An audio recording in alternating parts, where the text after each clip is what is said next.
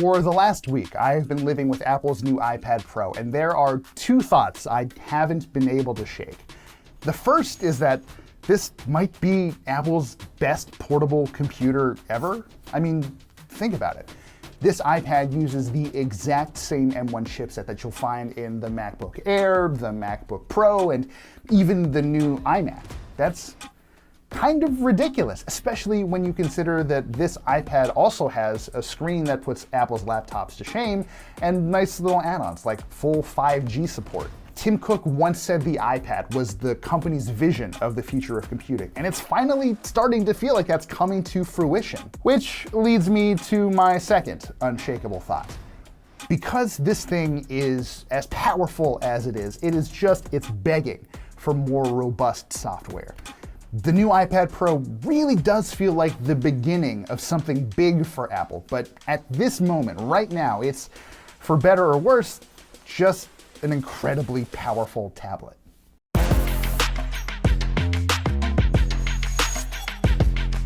As usual, Apple sent us one of its tricked out models. This is the 12.9-inch iPad Pro with 1 terabyte of storage and a 5G radio.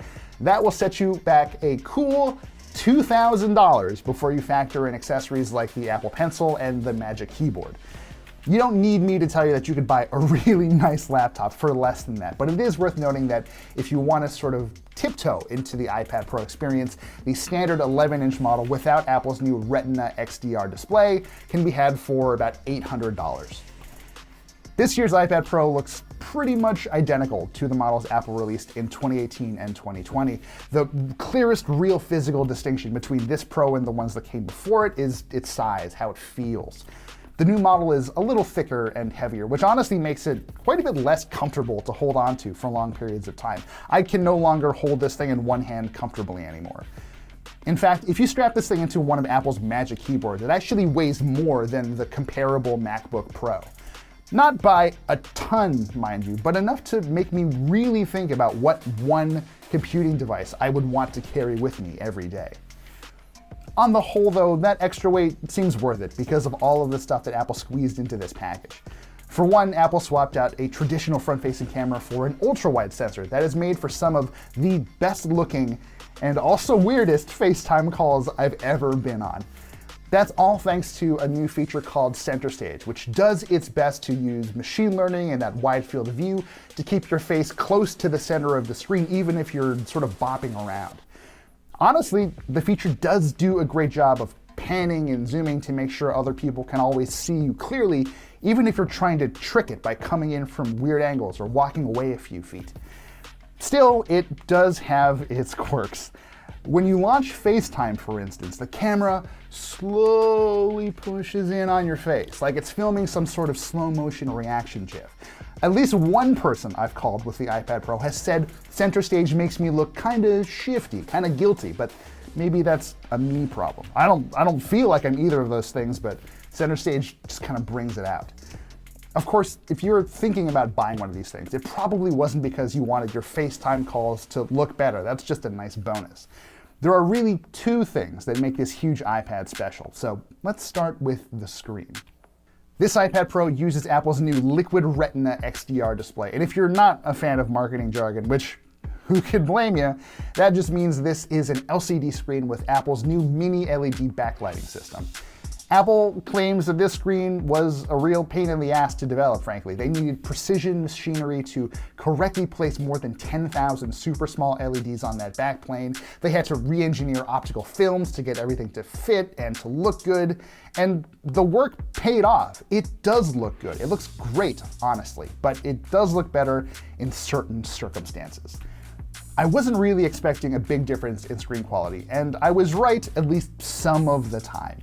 When you're writing in Google Docs or browsing in Safari or whatever, the screen's max brightness is 600 nits, and it refreshes at 120 Hz, just like the last iPad Pro. But when you're watching movies or videos, the maximum full screen brightness shoots up to 1000 nits, and especially bright elements in HDR content like explosions or flashy visual effects, those can hit 1600 nits.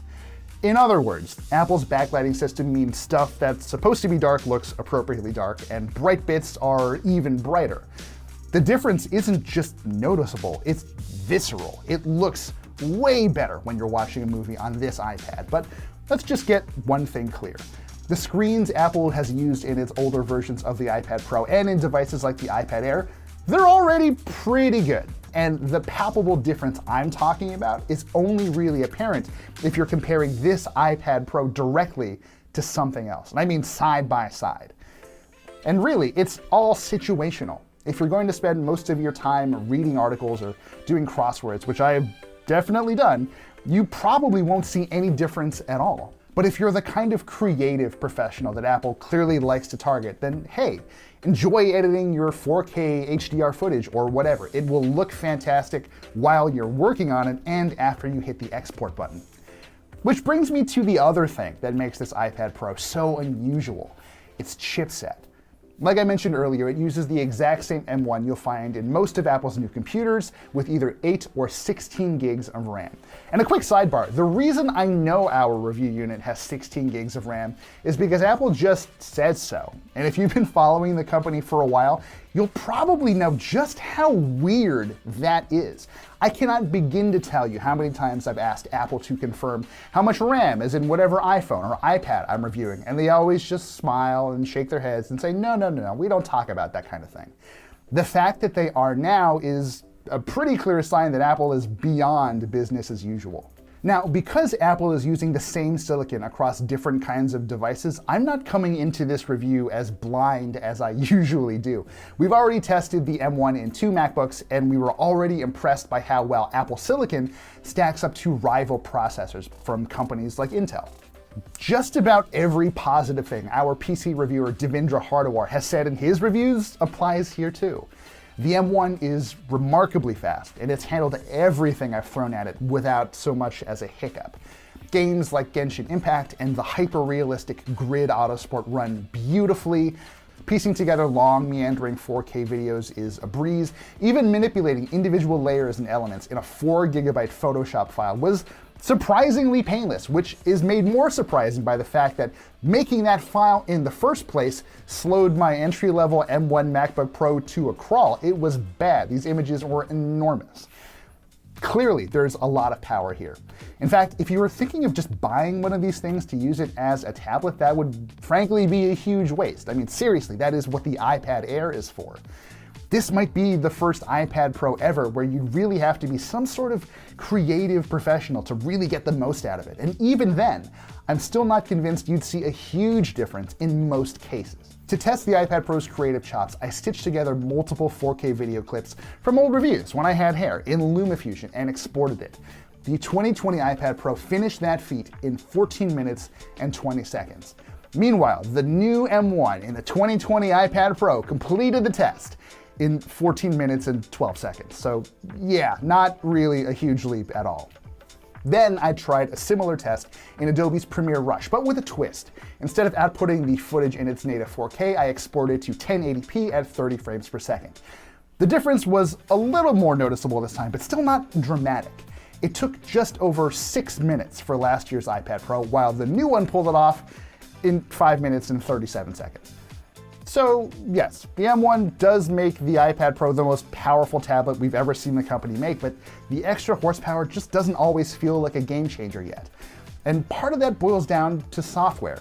Developers haven't had time to optimize their apps for the M1 yet, so it'll probably be a little while before we really get a sense of what Apple's new chipset can do inside a high-end tablet. That goes for Apple's developers too. It took them years, but iPads have finally become more than just giant iPhones. Multitasking has gotten a lot better. Mouse and trackpad support is now standard. Safari mostly acts like a desktop-grade browser. That's a lot of progress. But a machine this powerful demands even more progress from Apple software. A lot of people are talking about how a tablet like this needs some version of macOS. And yeah, I agree, in theory, that would be nice. But let's be real, Apple probably isn't going to do that anytime soon. The underlying architecture might make that possible, but none of my conversations with Apple have ever indicated that's what they actually want. That's fine by me. There's plenty of room to make iPad OS shine on its own terms. True multi-window multitasking would be a great start and totally doable on this hardware. And you know what else would be nice? Wider support for professional video formats. That would be a huge deal for the creative pros Apple really likes selling stuff to. This is, by the way, a good moment to mention that this iPad Pro supports Thunderbolt, so you can connect it to really nice external displays like the ones I don't have, and you can transfer data more quickly between compatible devices. But again, Apple's software sort of gets in the way. I would love to extend my iPad's display to a second monitor and do more stuff, but right now it just mirrors what's already happening on the iPad. And faster data transfers are great. No one will ever complain about those, but working with the iPad's extremely limited Files app, that sort of file system built within it, it's just kind of a pain. If you're watching this video close to when we publish it, Apple's Worldwide Developer Conference is still a few weeks away, and it's entirely possible that the company will show off new software to take better advantage of the iPad Pro's muscle. For now, we're just gonna have to wait and see. There is one more thing we need to talk about though, and that is battery life. As usual, Apple says you can expect 10 hours of use from a single charge, and I did get that. I did see that a few times. That said, I did also see the battery just tank occasionally. This past weekend, for example, I spent a fairly leisurely afternoon reading articles in Safari, watching about an hour's worth of YouTube videos, poking through some old photos, and doing my taxes. Apart from blitzing through TurboTax, that's about as standard as tablet use gets. But it was somehow enough to drain the iPad Pro's battery to 10% in less than 5 hours. Granted, I did have the screen brightness set to between 50 and 100% brightness for most of that time, and I did restore from a backup about a week earlier, but that's not unheard of, so just be on the lookout for that. So, with all of that said, should you buy this iPad? Well, look, do what makes you happy. There is no question that this is the best, most impressive iPad Apple has ever built, and that there's more than enough horsepower to future-proof this thing for at least a few generations. It's a relatively safe investment in that way. If you want a front-row seat to the future of the iPad experience, or if you just don't mind shelling out buku bucks for nice things, go for it. There is a lot to like here. And if that's not you, don't sweat it. The iPad Air is still the best iPad for most people. No matter where your tastes lie though, please do me a personal favor. Wait until Apple shows off everything it plans to at WWDC, and then make your decision. And that is our look at Apple's 2020 iPad Pro with the M1, with 5G, with Liquid Retina, whatever. It's a lot. I've really enjoyed using this thing, and I think a lot of you might too. If you have thoughts about how we handled this review on the iPad itself, or predictions for that matter about what we'll see at WWDC for this iPad, please, we'd love to see it down in the comments below. As always, we really appreciate your support. Thank you so much for watching.